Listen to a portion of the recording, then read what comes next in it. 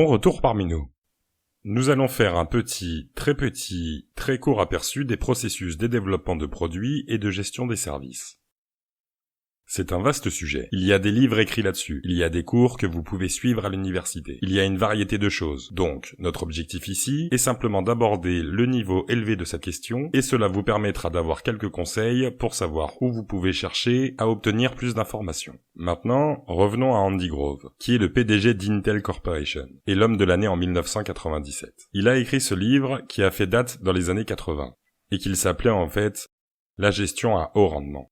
Et si vous écoutez les gens de la Silicon Valley, en fait, tous ceux qui sont en résidence, ils l'ont tous lu. Et ils l'intériorisent tous, en quelque sorte, comme un moyen d'aider à guider le leadership.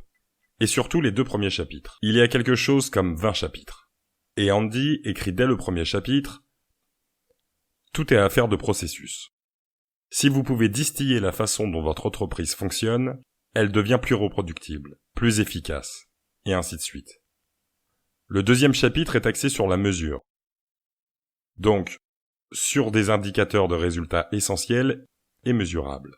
Chaque fois que vous entreprenez un processus de gestion de produits, de développement, de nouveaux produits ou de développement de nouveaux services, je vous suggère de considérer que vous établissez un processus afin de comprendre comment en arriver là, où vous voulez aller, et afin de vous assurer qu'il existe des moyens mesurables de savoir si vous faites des progrès pour y arriver. L'objectif de ce module est donc que vous envisagiez de développer un processus de gestion de produits ou de services reproductibles qui produisent les bons produits. C'est-à-dire de grande valeur pour le client. Un prix attractif que vous pouvez vendre avec un bénéfice. Et l'amener au marché à temps. Maintenant, si cela ne s'applique pas à vous parce que vous avez un modèle d'entreprise différent, ce n'est pas grave.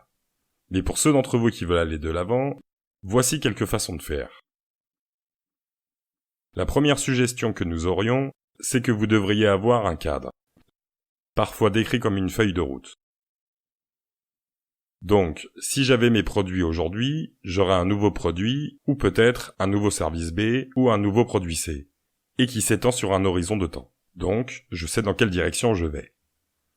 Mais n'oubliez pas que vous voulez avoir le temps de planifier une amélioration continue, parce que chaque fois que vous produisez un nouveau produit ou un nouveau service, et que vous commencez à vous engager auprès des clients, vous commencez à apprendre ce qui peut être amélioré. Il est important pour votre entreprise d'avoir une marge de manœuvre et un budget pour l'amélioration continue de votre produit ou service. Maintenant, nous vous recommandons également d'allouer un peu de temps à la créativité hors du commun. Brainstorming, ciel bleu, peu importe le nom que vous voulez lui donner, ce sont des choses qui sont intéressantes et importantes pour votre entreprise, que vous n'aviez pas envisagé à l'origine, et ou que vous ferez après avoir obtenu des commentaires de votre client qui vous guident et qui vous orientent vers votre produit. Donc, ces choses, une feuille de route, l'amélioration continue, et puis du temps pour la créativité prête à l'emploi. Maintenant, il y a toujours ce dialogue entre le marché et la technologie, si vous voulez. C'est pourquoi nous vous recommandons d'identifier les exigences du marché et les spécifications de manière indépendante, puis de les fusionner par le biais d'une négociation sur ce que le produit réel sera en fin de compte. Alors, le marché dit « Que fait le produit pour le client ?» et que les spécifications indiquent comment ça marche. Donc, avec de l'eau propre, c'est meilleur pour la santé. Eh bien, l'électrochloration est la méthodologie que nous avons utilisée. Ainsi, l'exigence formulée du point de vue des utilisateurs et la spécification parlent de la mise en œuvre réelle du produit. Les exigences sont comparables à ce qui est disponible aujourd'hui.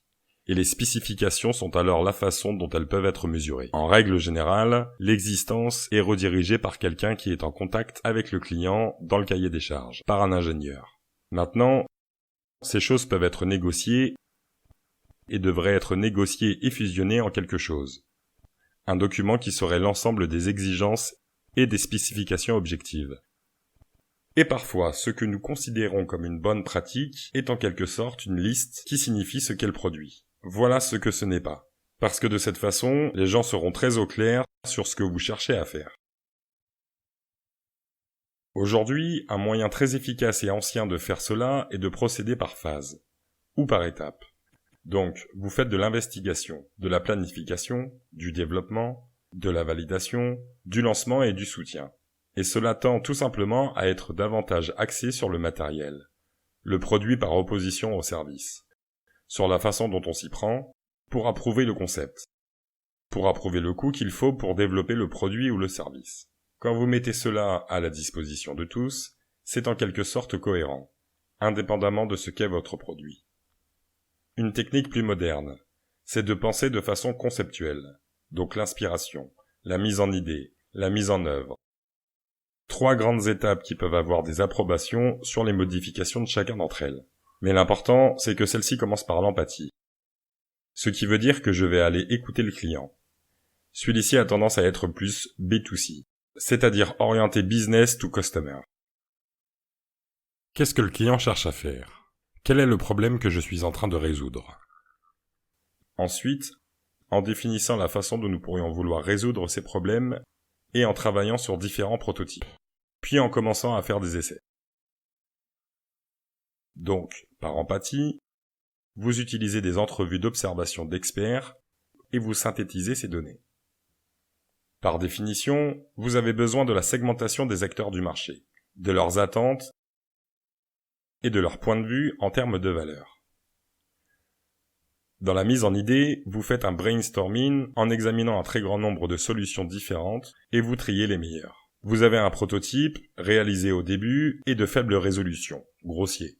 Mettez-le entre leurs mains, laissez-les vous donner leur avis et faites ensuite le test avec les utilisateurs de façon itérative. En fait, le processus doit s'alimenter en feedback. Non, il n'y a pas assez de temps dans cette vidéo pour parler en détail de la réflexion sur le design. Mais nous avons une vidéo à option sur la réflexion sur le design, que je recommanderais à ceux d'entre vous qui développent un produit ou un service. Vous pourriez la trouver intéressante.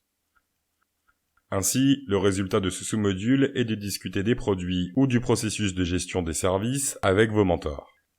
Le fait de déterminer votre niveau d'importance et les meilleures pratiques, bien sûr, dépendra fortement de votre produit ou service et de votre business model.